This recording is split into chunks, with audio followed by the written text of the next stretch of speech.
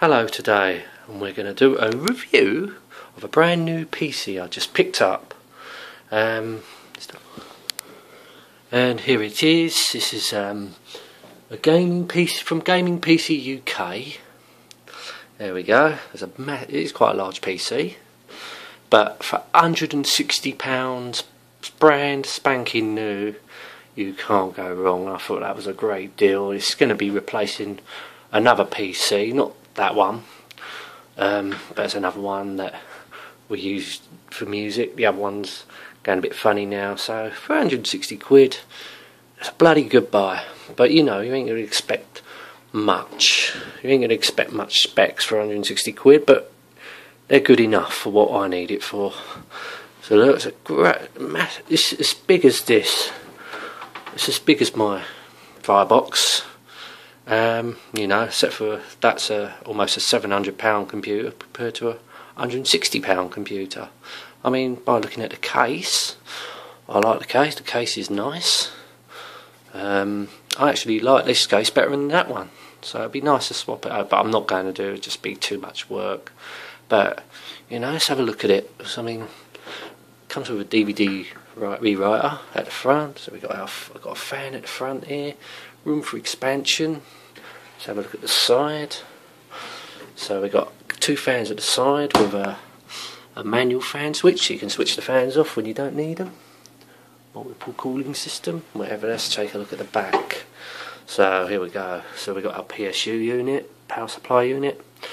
So we've got our normal mouse and keyboard things, plugs. So we have a HDMI socket, so plugged into a HD monitor or TV, a normal standard VGA socket, 4 USB plus Ethernet internet cable, and your standard mic line in, line out audio.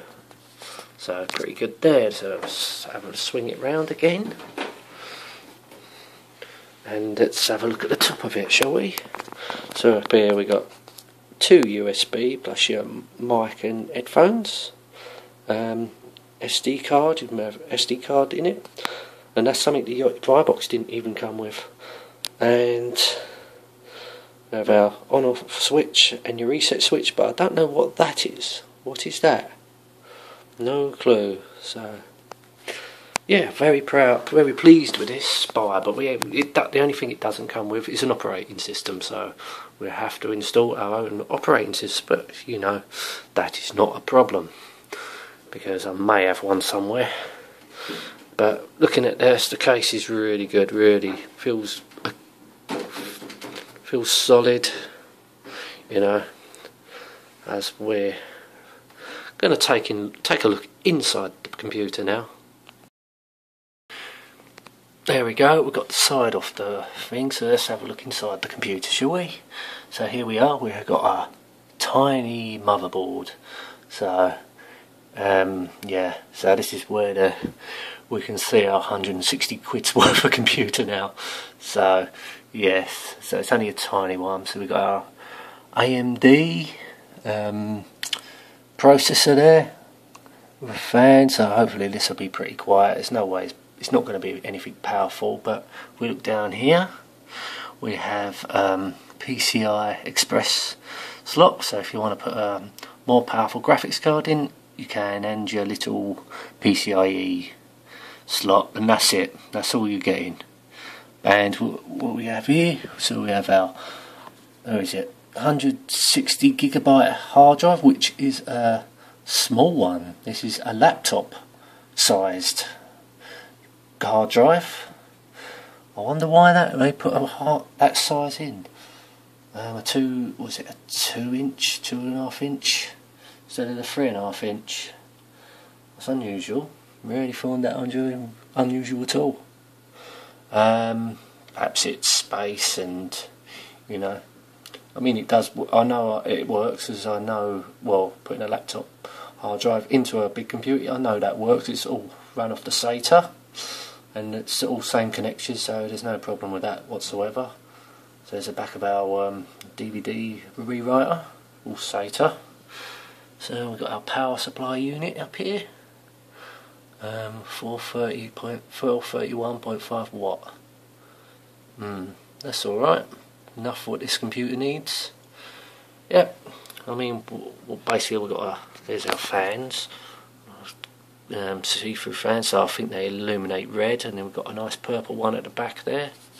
If we can see our one down here. So at the back here, so there's plenty of room for improvement. So you can put up to 16 gigabyte of memory in this, so I'm sure you might be able to upgrade the processor too.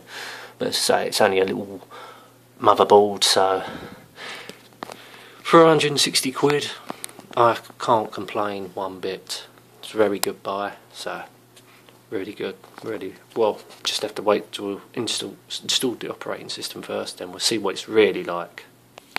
As I've shown you the invoice, here's where they come from, Gaming PC UK, and the telephone number if you want to contact them if you're interested in buying one. As we look down at the specs now, as we look.